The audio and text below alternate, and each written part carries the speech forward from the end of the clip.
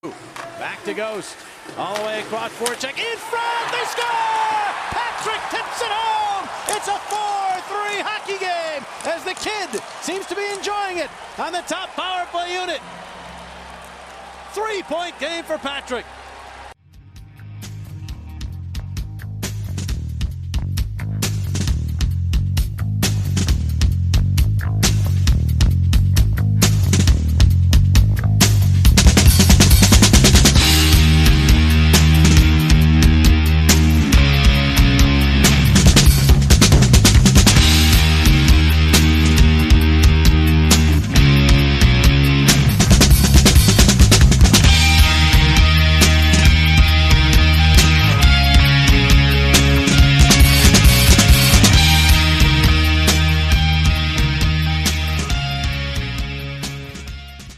The FourthPeriod.com presents the O&B Puckcast episode number 76.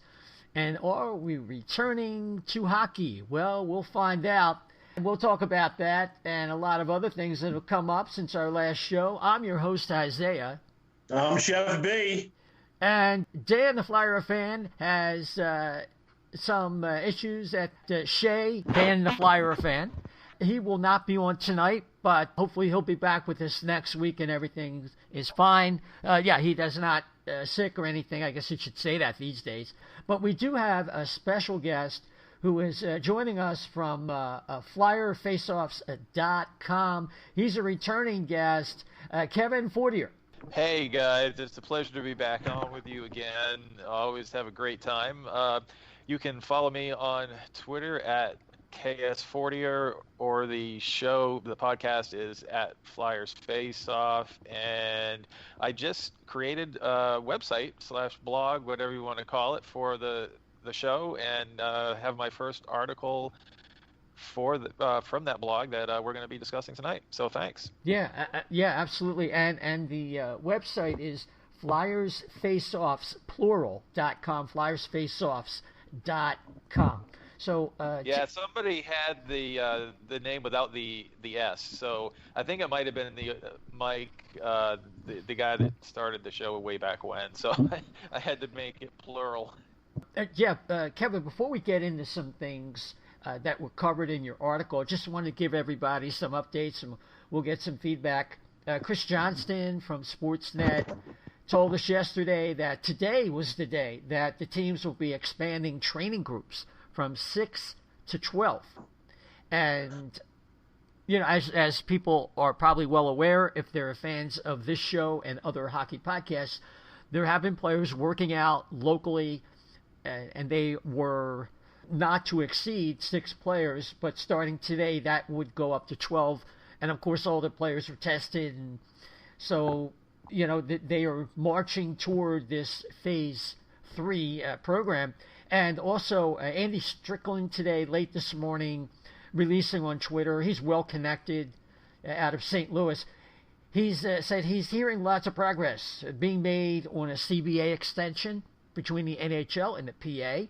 Essentially, they're talking about 6 years, and he expects a memorandum of understanding could be announced as soon as the first week of July. So we will get into that and some other things. But gentlemen, and starting with you, Kevin, 9 years ago today, the Flyers made the big moves that shook up not only Philadelphia and the Flyers faithful, but the hockey world in general, trading Mike Richards and Jeff Carter, and in separate deals that yielded, for the most part, Jake Voracek, Braden Shen, Wayne Simmons, and the pick that ended up being Sean Couturier. And Kevin, starting with you, what do you think of when, you think about, you recall those deals, and what was your reaction at the time? My reaction at the time was absolute shock. I mean, I remember logging on and seeing that the Flyers had made these huge trades. I loved Mike Richards. I mean, next to Eric Lindros, he's my next favorite Flyer of all time. I really struggled, watching him leave. But you got to, looking back on it, you got to see that the Flyers, I mean, it completely reshaped the core of the Flyers. And, getting Simmons, who was a perennial, 30-goal scorer, Braden Shen, this young, one of the top prospects who went, became a regular 25-goal guy, practically 50-point getter for the Flyers. Obviously, Coots was, one of the best defensive centers from the day he stepped on the NHL ice, and just continued to get better, and finally found his offensive game, and exploded a couple of years ago. And Voracek, I mean, and then there's some other peripheral, pick that became Nick Cousins and some other stuff on the side, but obviously it really helped the Flyers. I mean, looking back, and then when you look at the fact that Braden Shen ended up getting traded for picks that became Frost and Farabee, you've got to say that the Flyers, this was good for the Flyers organization, as hard as it was to see Richards leave. Okay, Chef? Well, I was with a different show back then, and I was on the radio, and we were covering all sports. It wasn't just specifically the Flyers. And we had like a kind of shtick for them. Richards and Carter, they were the party boys, and they had a reputation, and I wasn't necessarily upset about it. It's not that I didn't like the players, but I thought maybe it might have been a discipline thing at the time, and good, more power to them. They went off. They eventually reunited in L.A. and they won a couple cups. So good. It's good for them. It ended up being good for everybody. I guess it's one of those trades that when you look back and you go, ooh, who the full, they lost out and this person lost out, and I'm pretty confident everybody kind of made out in this whole deal, don't you think? Yes. Well, I got a different take on this. There's an old expression about winning the battle but losing the war. And I think it's apt in this particular scenario to describe what the Flyers did as winning the transactions but ultimately losing the deals, because LA got 2 cups out of those 2 players. Maybe Richards wasn't as much of a factor in 14, but certainly he was in 12. And what the Flyers did essentially was age out Giroux and Voracek and Simmons, and basically waste the prime of Claude Giroux with these acquisitions. And one of the problems was when you make a deal like this and you don't meet a lot of needs, what are you really doing? See, I think you have to look at the deals in the context of where the Flyers were. Now, it was interesting that Danny Briere on the Snow the Goalie podcast, and let me just for a second say thank you to Russ Joy and Anthony Sanfilippo for giving us a shout out, because we are indeed the only the Puckcast, or at least the only O&B Puckcast. It's a little inside joke. But anyway, and Danny Briere was very frank. He said after the season in 11, the room itself expected one of those guys to go. So it wasn't quite the shock in the room that it might have been to the fan base. And for me, when I saw what Claude Giroux was becoming, I was ready to say, hey, you know what? I think we can replace what Mike Richards gives us. We have a guy who's obviously a dominating personality in the room with Chris Pronger. But Mike Richards was not comfortable as a captain, and to the Flyers' detriment, they kind of forced that on him. A lot like they did with Eric Lindros, and in a lot of ways a lot like they did with Giroux. The Flyers apparently don't like the older veterans, the captain or something. I don't know. I thought it would have been better to give it to Timonen.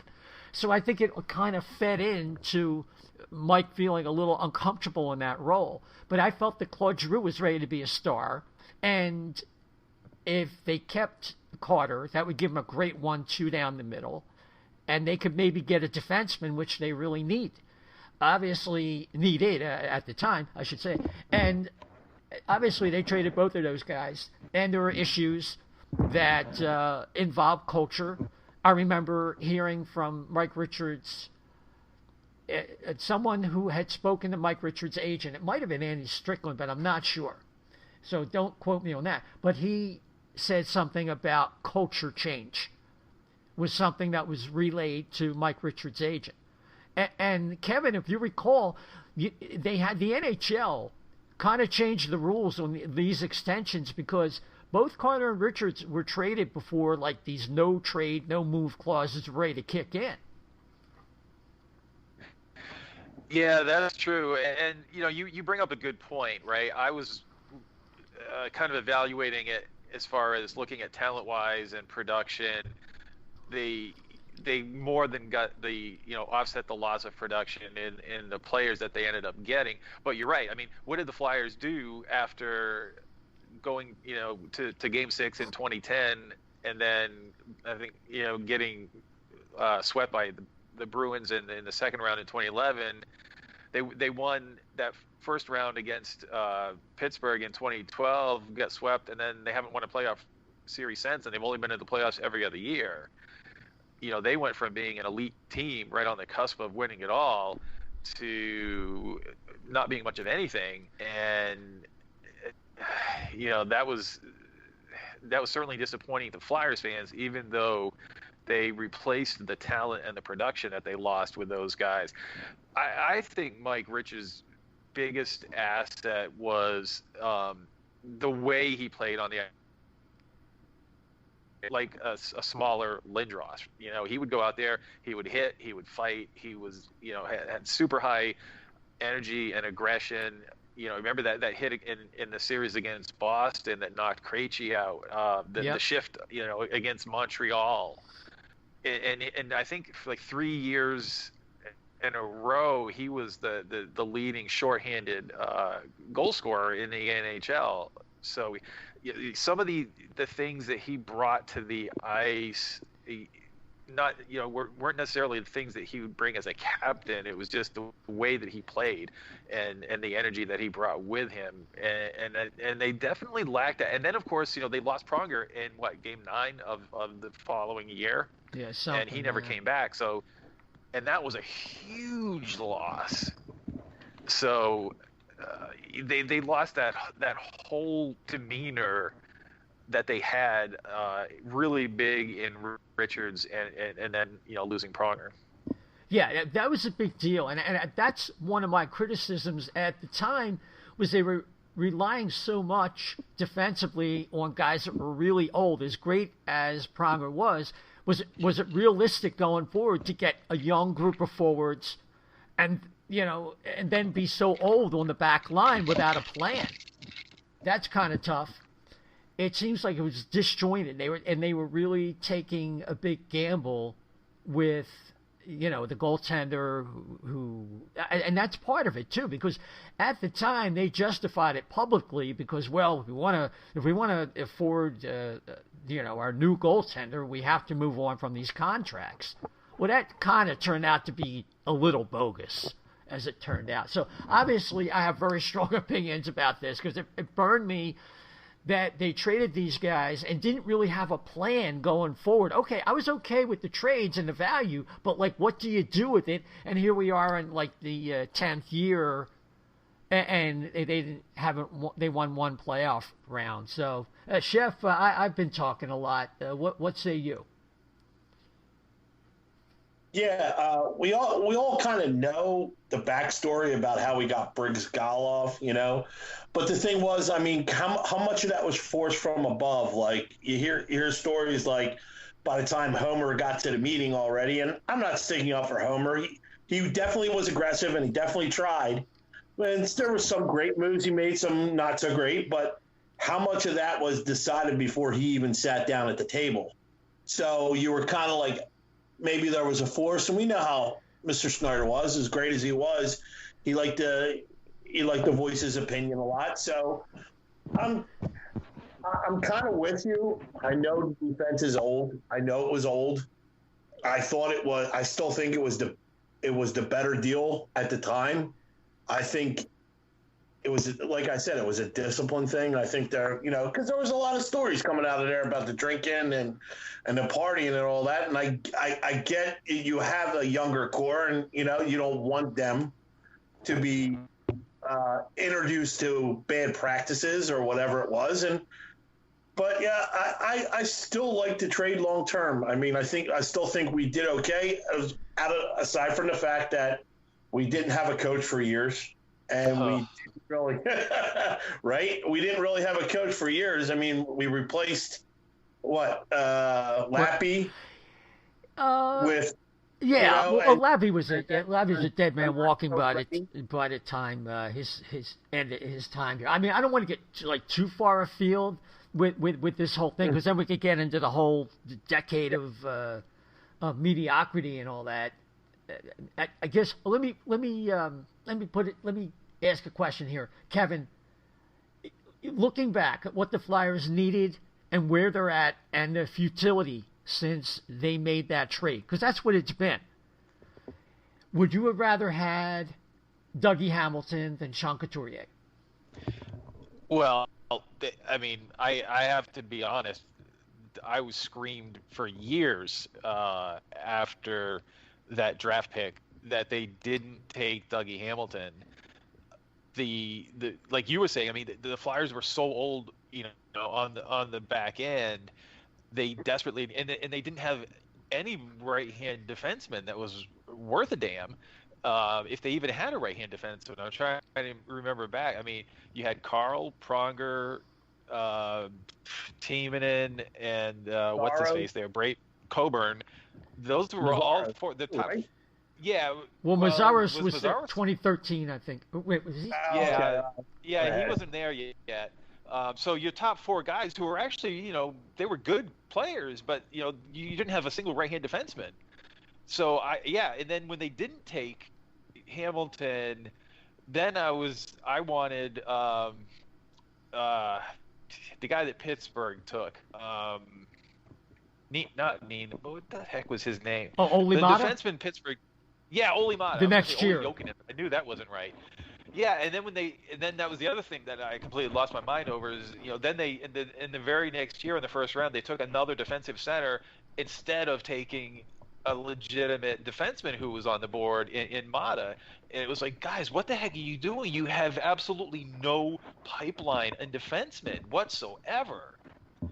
So yeah, I was all for that, and up until really Couturier finally started scoring goals and had more than I think 39 points in a season, I was still saying that they should have taken Hamilton over Couturier, but but now given the last couple of years, Couturier certainly blossomed into a star both ways. So yeah, there you go. I was wrong about Mazzaros, by the way. He joined the Flyers in 11, so I didn't know that. All right. Yeah, so it's to me it's a push even now, and that's gonna get me on the sugar list. But Chef, not just for today, but along this whole timeline, with Dougie Hamilton knowing that Philadelphia has enough in the way of museums, have been a better bet for the Flyers to try and do something in this interim during Claude Giroux's prime. Yeah. In retrospect, you really needed to get a good, like Kevin said, in particular, right-handed defenseman. I kind of agree with that. I'm thinking you probably could have gotten something maybe in the second round, too, that was half decent. I can't even remember that draft class. But yeah, I mean, they obviously did need a defense, maybe it's just me. I know Pronger was really good, but he was really up there in years when we got him. So I wasn't too keen about Pronger getting such a big contract so late in his career. So yes, I would definitely lean towards getting a young right-handed defenseman or any defenseman at that point, knowing that you're going to need backup with two old guys. Yeah, well, and Pronger was coming off the worst offseason of his career injury-wise. I think he had 3 surgeries. So that even puts more emphasis on the need for that young defenseman. But listen, we are where we are right now. The trades are what they are, and it's still possible the Flyers could salvage those deals by cashing in with the players they still have left. Simmons is gone, and that you can't get that back. But Shen yielded Farabee and Frost. We still have Voracek and Couturier. He's right in his prime right now. And with that, Kevin, you wrote a great article on FlyersFaceoffs.com that we referenced earlier. Why don't you take us through the Flyers part of that article, and then I have some updates from a national source. Okay. What I tried to do is give a good summary of what is coming up, what had been going on, what's coming up, without kind of bogging everybody down into the too much detail. So like you were alluding to earlier, the Flyers have been able to have a handful of guys on the ice and since June 8th, I believe, and it seems like it's been Carter Hart, Alex Lyon, Coots, Farabee, O&B Puckcast, Provorov, Zamula, Friedman, and I think Kevin Hayes is supposed to show up today, or maybe it's tomorrow. So those are the guys that have been on the ice so far for the Flyers. So they basically have until training camps to open on July 10th, assuming nothing changes between now and then. So you've got these guys rotating in and out for the Flyers, starting to get their skating legs underneath them, running some drills on their own. The coaches and staff, are not allowed in there during this time. The media hasn't been allowed in there. So the guys are just kind of doing their own thing. So when Phase 3 opens, which is the training camps, everybody shows up, the coaches show up, and the assumption is that they're going to have about 3 weeks to prepare. Now, one interesting thing that I did see today was there is talk of there being 1 or 2 exhibition games, which will be good before the Flyers go into this round-robin tournament. So the way that the playoffs have set up, the Flyers are the number 4 seed in the East, and they will play in a round-robin tournament against Boston, who was number 1, Tampa number 2, and the Capitals number 3. So those guys will all play each other once, and that will align the top 4 seeds. And then you've got the rest of the teams from the East. There's a total of 12 teams, so you got the other 8 teams who are going to play in 5-game play-in rounds. And you've got Pittsburgh and Montreal, Carolina, Rangers, Islanders, Florida, and Toronto against Columbus. So depending on where the Flyers end up is going to determine who they end up playing. And the good thing is they're going to reseed the teams after each playoff, so that you always have the best teams playing against the worst seeds.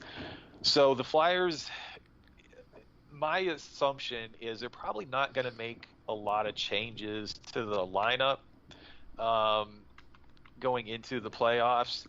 The only question I think where there's going to be some potential for a little bit of a tweak is if they're if they line up against a real physical team, determine who ends up being the fourth line center. So right now, the assumption is the top line stays the same: Giroux, Coots, and Voracek.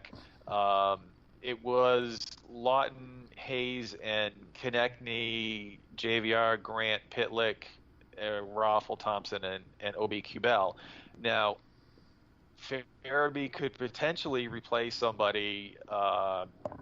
Not sure, again, depending on if they're playing a physical team. If they're playing a faster, smaller team, say they're lining up against Tampa or, somebody smaller in the next round, maybe Thompson sits, Lawton drops down to your fourth line center, Farabee pops up.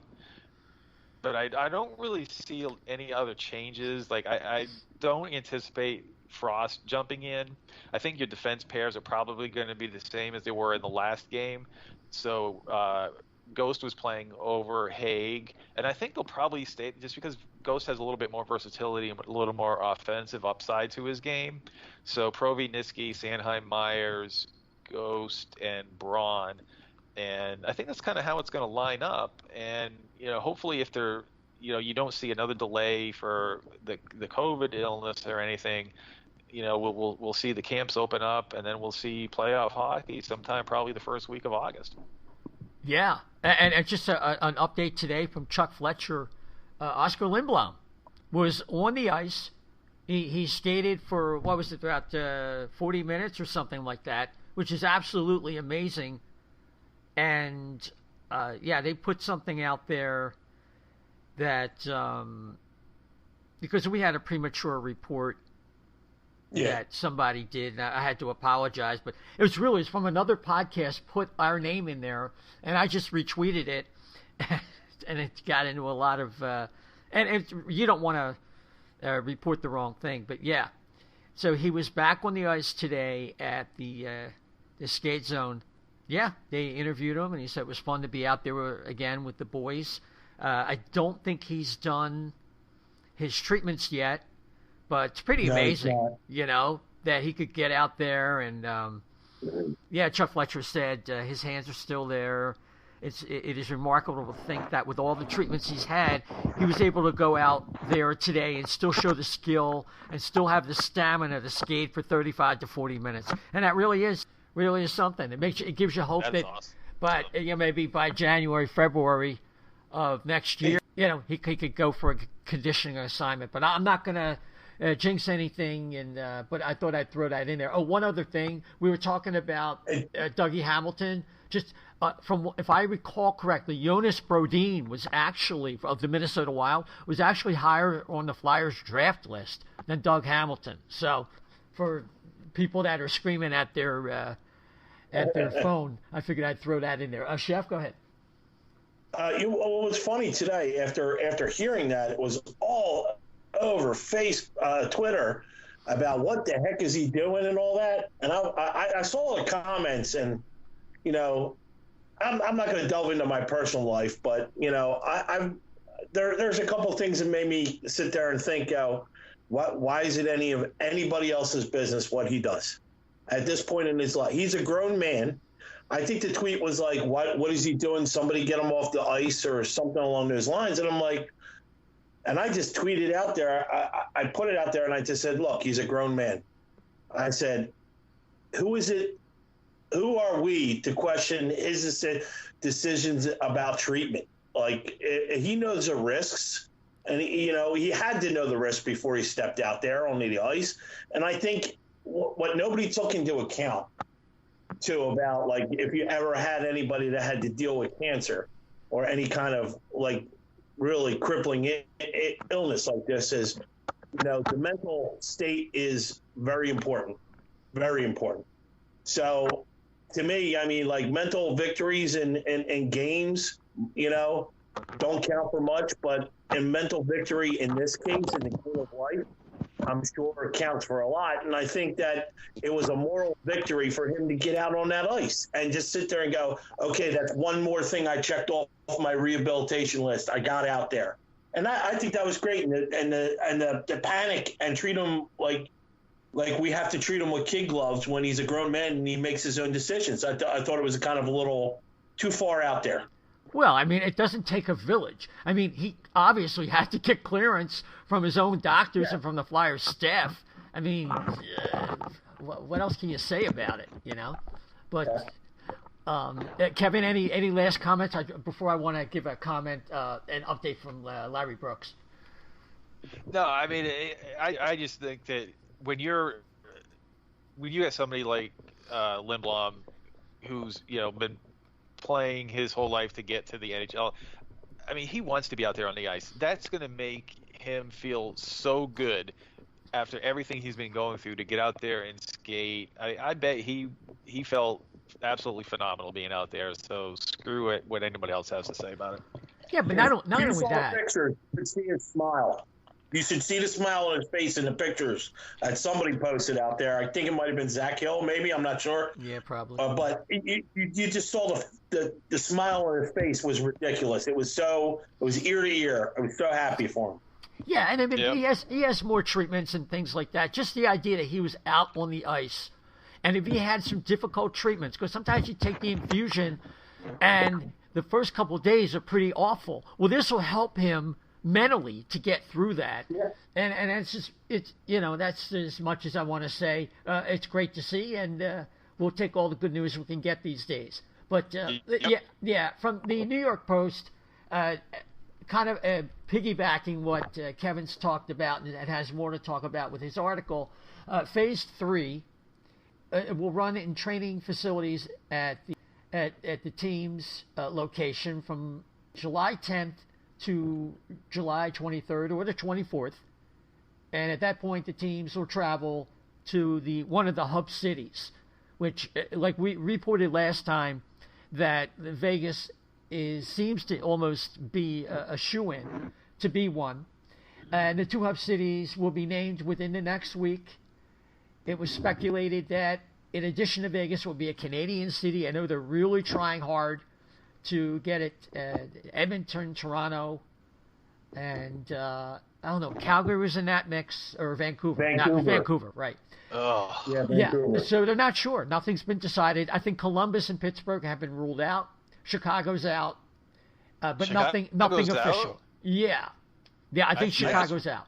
But okay. I just read that they were like one of the hot teams in the running right now. Yeah, that's unofficial, but that's what I heard via Hockey Buzz.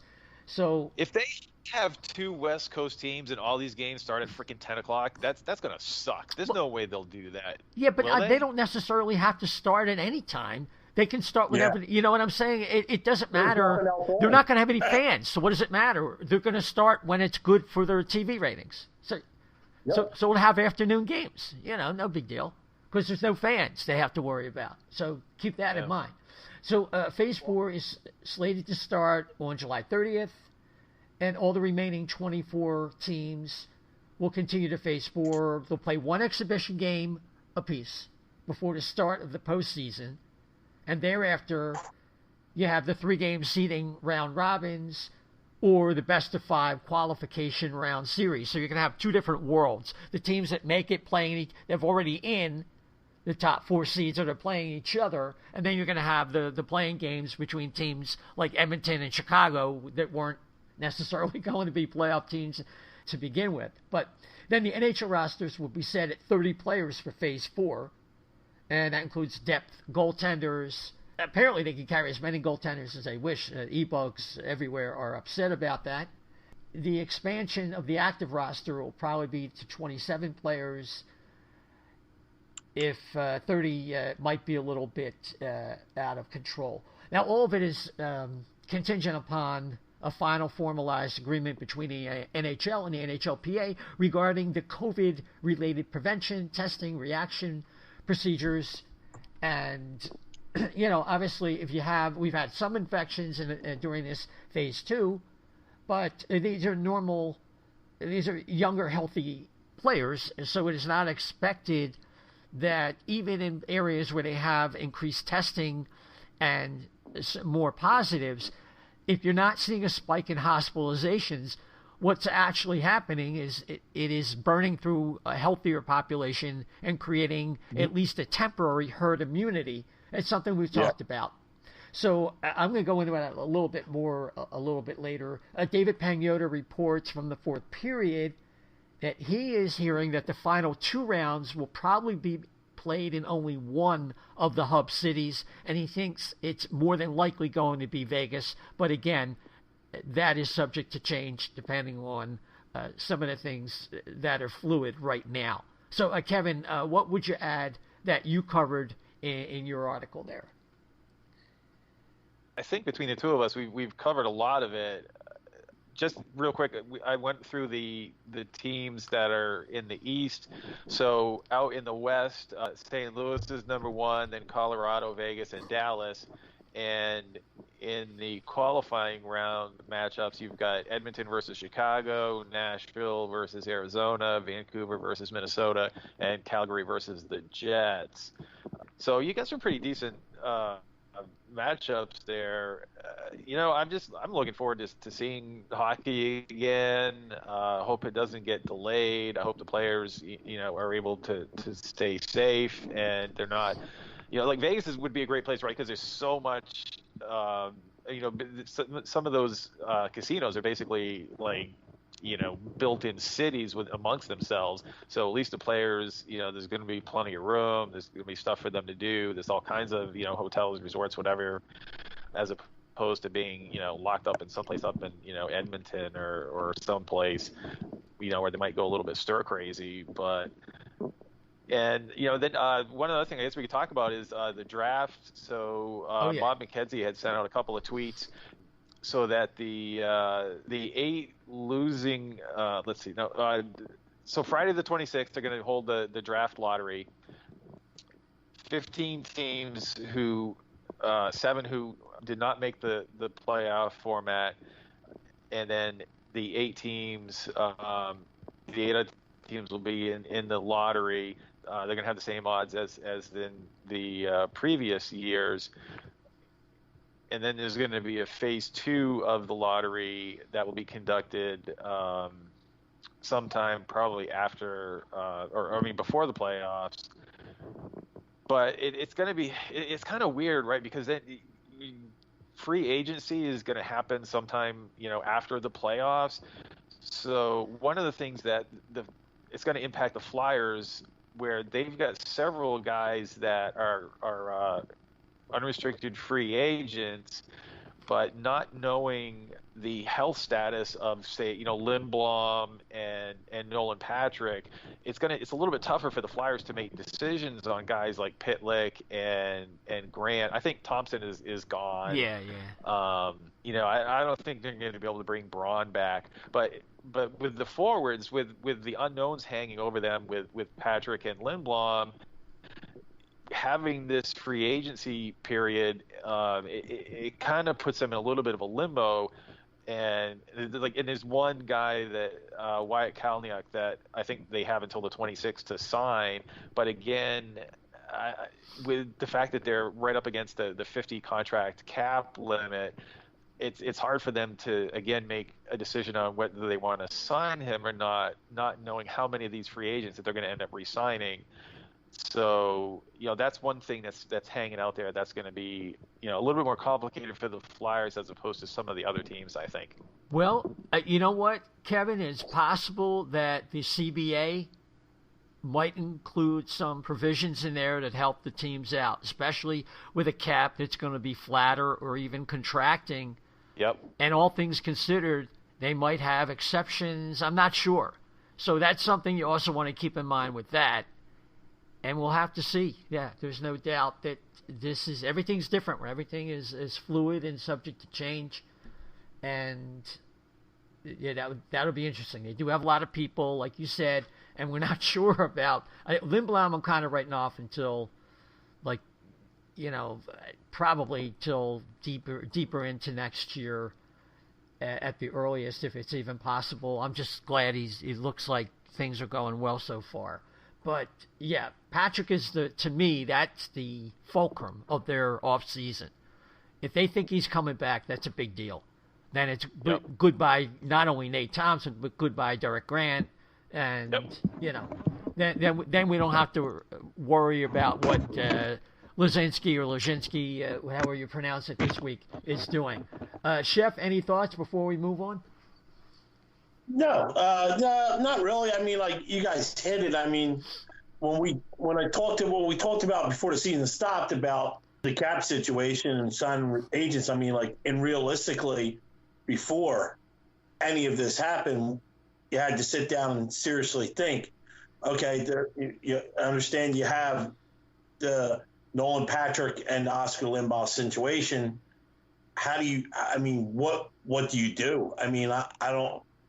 For situations where you're in this, I mean, it's pretty hard. Do you sit there and say, do we just do another extension of your ELC, or does it have to be this? I mean, assume they're going to want to jump, but at the same time, what the whole physical thing. I brought this up.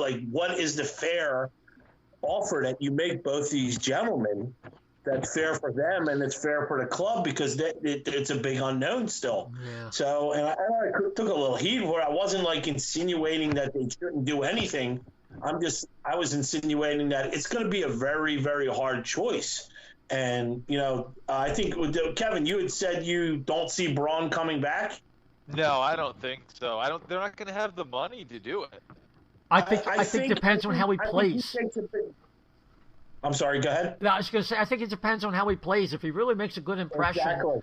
And I think so too. If they think that his leadership or whatever he's done, or maybe they don't have the faith in Hank, or they know that they're trading Ghost, all these are mitigating factors. So exactly. So well, yeah, that's a lot of unknowns. I mean, they've got $14.5 million, and you've got Patrick, Lindblom, Myers, Elliott, Haig, Grant, Thompson, Pitlick, Knack, and Braun, who are all either restricted or unrestricted free agents. Now, granted, we just said some of these guys are definitely not going to be coming back, but that's not a lot of money, and there's a lot of guys they got to sign.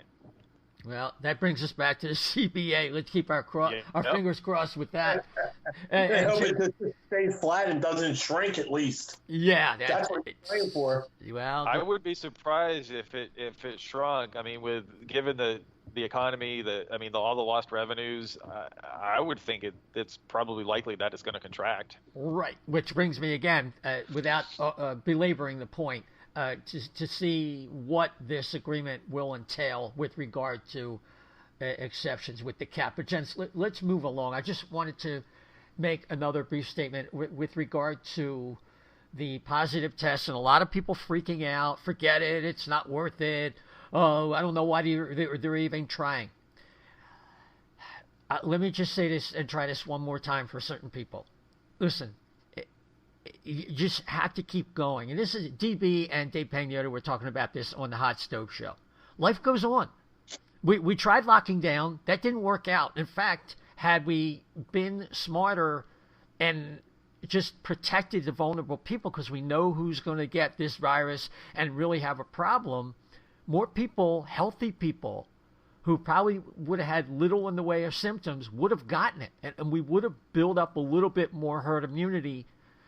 And I went back and forth a little bit with Alex Appleyard, and he cited a couple soccer players who got really sick. So, well, I mean, I'm thinking to myself, I don't want to go back and forth on Twitter. One of my least favorite things to do. But I should say that, by the same token, you saw what happened to Igor Shesterkin of the Rangers. Him and his teammate, was it Gorgiev, were in the car, and they got in a car accident. And I don't know if it was Gorgiev that was with him, but it was Shesterkin, and he couldn't play. There are risks in life. And when you have a Stanford epidemiologist coming out and saying that the fatality rate for the coronavirus for people under 70 years old is 0.04%, I just think that people have to get a grip. Look at hospitalizations and death rates before you say something is spiking. Because, like I said earlier, the testing is going to have a factor, the level of testing and all that. I'm not happy people get infected, but the more young people that get infected that are asymptomatic, it's actually, believe it or not, I know it's counterintuitive, it's actually good news, because they're unlikely to get reinfected, and the virus mutates and is weaker. Okay, enough epidemiology for one night. Gents, we have to talk about the mess in Buffalo.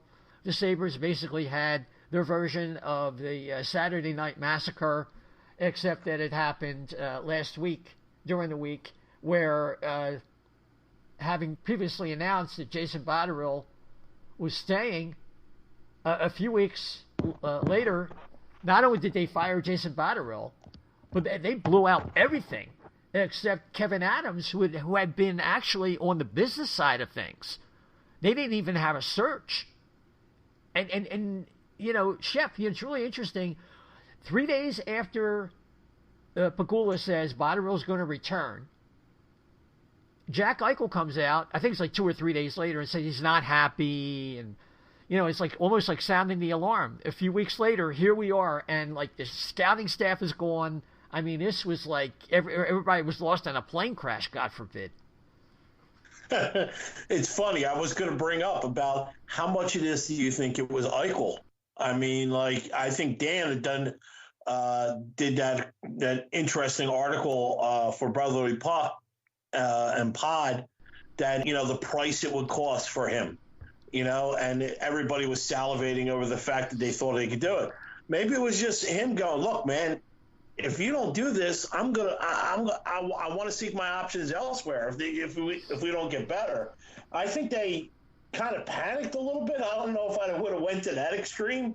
I mean, I think Capone had whacked less people than they did with one shot, and so I don't know. I don't know what their future holds for them, but it can't mean it's not going to get any better any faster now that you don't have a cohesive crew to work with.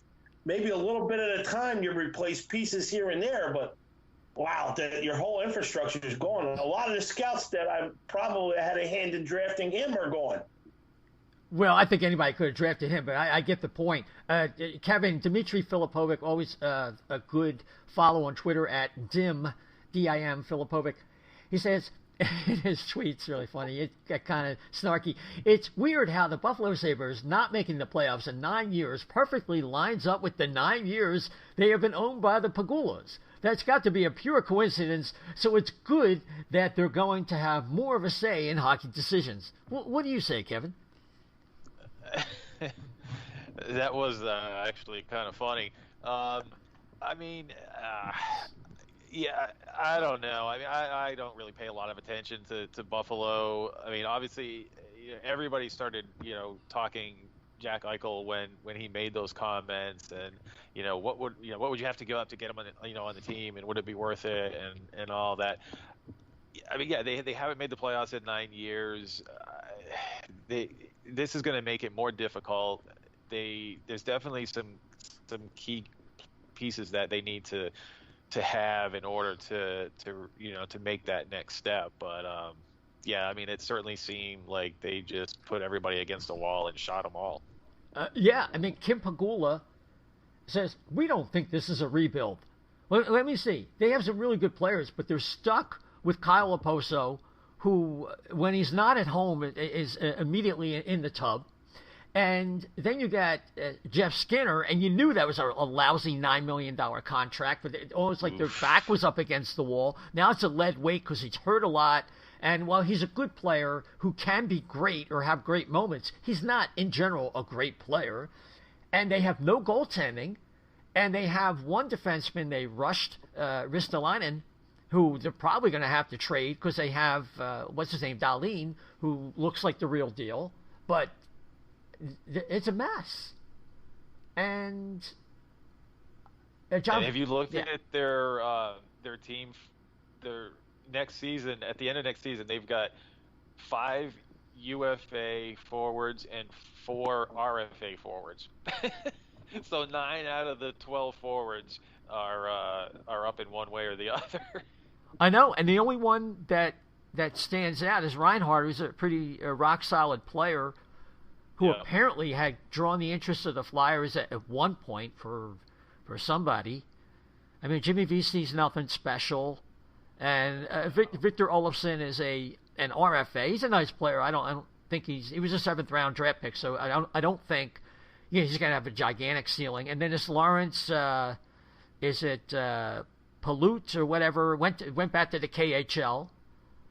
Yep. They're a mess. They're a mess, and they're going to have to probably trade Ristolainen, or they got to move a contract. Maybe if they can get Braden Holtby over there or something like that, that'll help them out. But I would keep an eye on them, because if the Flyers, I mean, Flyers are going to have to move some salary.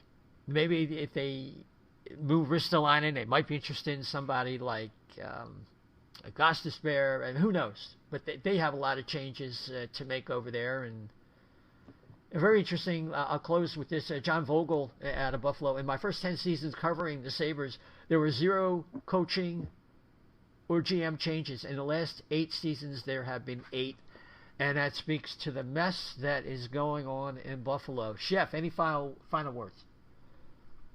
No.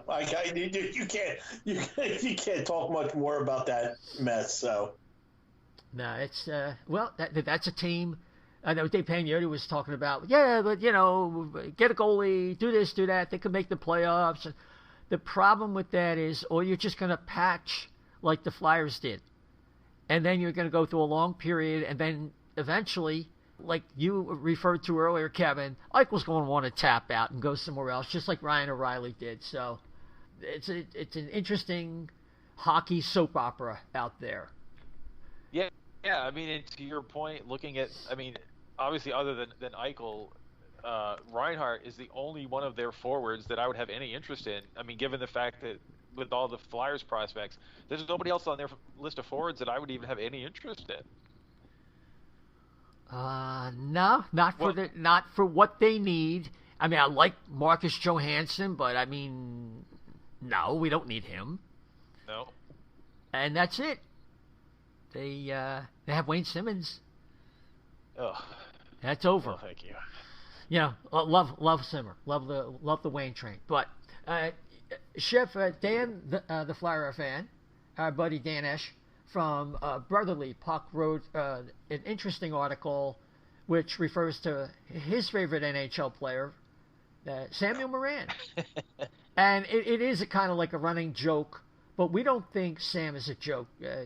We think he will be a study in perseverance, and I think that's kind of the spirit that animated him writing the article. And he cited in this article called Robbie Fabry is the blueprint for Samuel Morin, and I think he's got a point here. Like Morin, Fabry had 2 ACL tears in the same knee, and he got traded, moved along by St. Louis to Detroit, where he showed some flashes, and that's the kind of scenario that probably will land Morin in the NHL. Probably not going to happen here because he's not really going to get the ice time he needs. He probably needs to be with like a not great team that can fit him in like a number 6 left defensive spot and go from there. Just give him ice time. Let him grow and develop his strengths and become an NHL player that he seemed destined to be when he was drafted by the Flyers in 2013, right? Yeah. Buffalo. Yeah. Buffalo. Well, only if we send one of our kick goalies with him, right?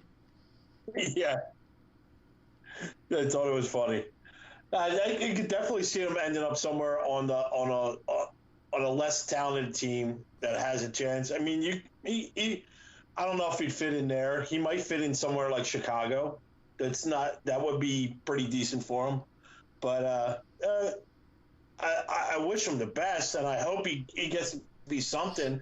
I mean, that will be 12 jerseys that Dan's wasted, right? And his wasted money on if he doesn't become something. Yeah, well, I mean, Dan just collects a lot of jerseys, and then that's kind of like his hobby. You should see how many cymbals and snare drums I have. But, yeah, for next season, the Flyers have Justin Braun, Robert Haig, Phil Myers, and Mark Friedman are all due contracts. And, Ghost is trade bait, like we mentioned earlier. So it's not impossible that Morin could bid for a spot. The problem I have with Sam, I always admired his straight-ahead speed, but even that will be in question. And now with a second ACL tear, will he have the lateral mobility he needs to play in the NHL? And that's one of the big questions. No one's going to question his heart and determination, but will he end up in the NHL after all this time with a pick I was never crazy about, to be honest with you. Kevin, what were you thinking when they picked Sam Morin? Do you think he was overdrafted, like as a fan, studying all the guides and the so-called experts at the time? He wasn't even in the same universe of defense draft prospects that I was looking at.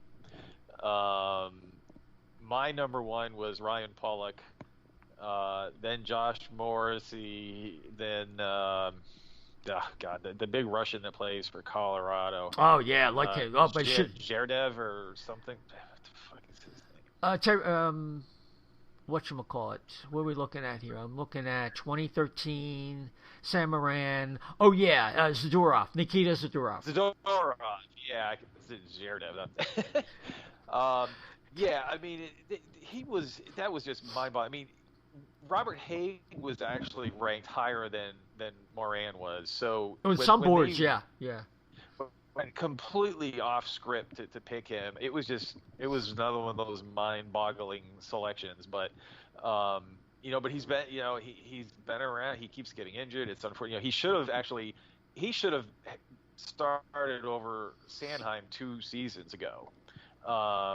It was that weird thing where Ghost got injured, and then they brought Sanheim on the trip, and blah blah blah. I feel bad for him. I think he could be a good bottom pair defenseman, especially on the PK.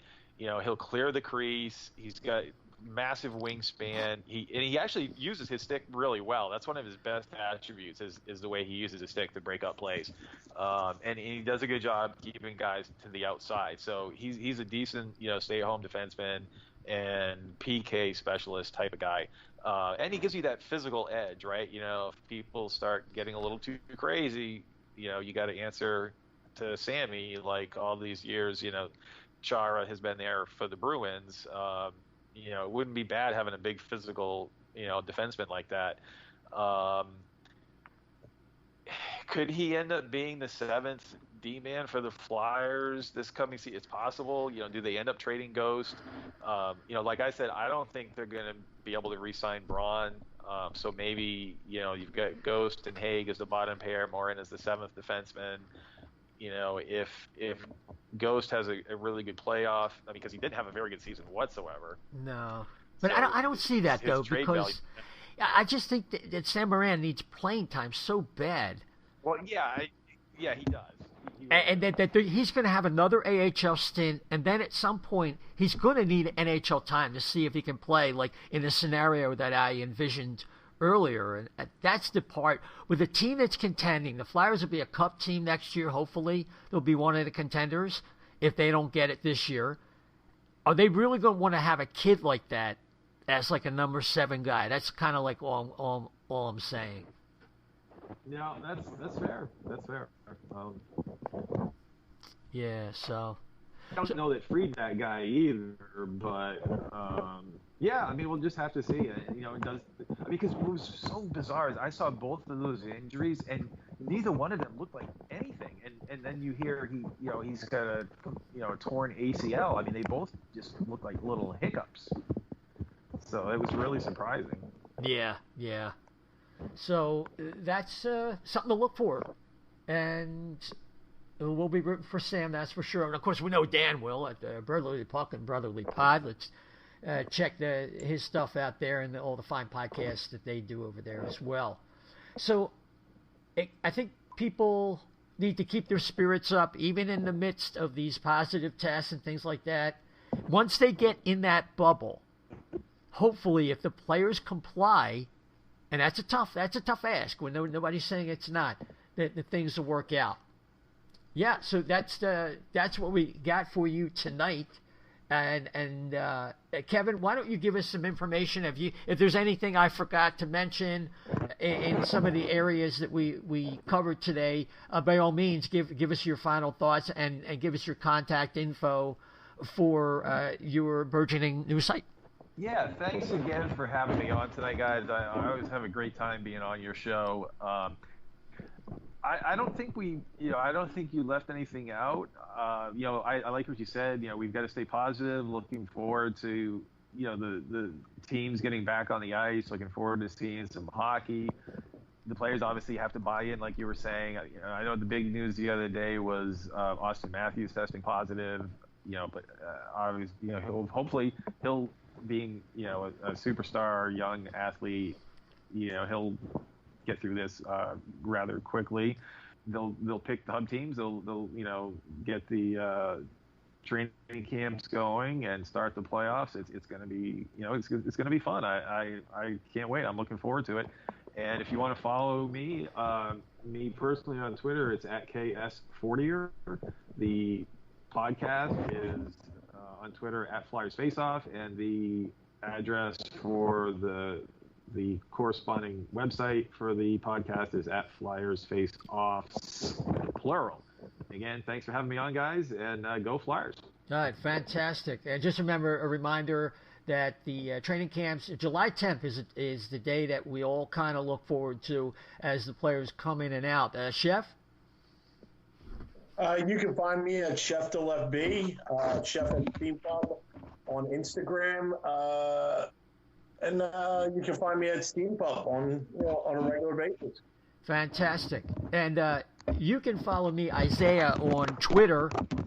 Isaiah, ISAIAH _520. And of course, follow the O&B Puckcast at O&B Puck, at O&B Puck. We're on several platforms. If you could subscribe to us on your favorite one, particularly on Apple Podcasts, but we're also on SoundCloud, Stitcher, Spotify, iHeart, TuneIn, and Google Podcasts, and we have the O&B Puckcast YouTube channel. Just put O&B Puck in there, O&B Puckcast, and we should come up. And, it moves us up the charts if you subscribe when people are looking for Flyers podcasts, and we really appreciate it, and it's free as always. So hang in there, folks. Until next time, thanks for joining the O&B Puckcast, and take care.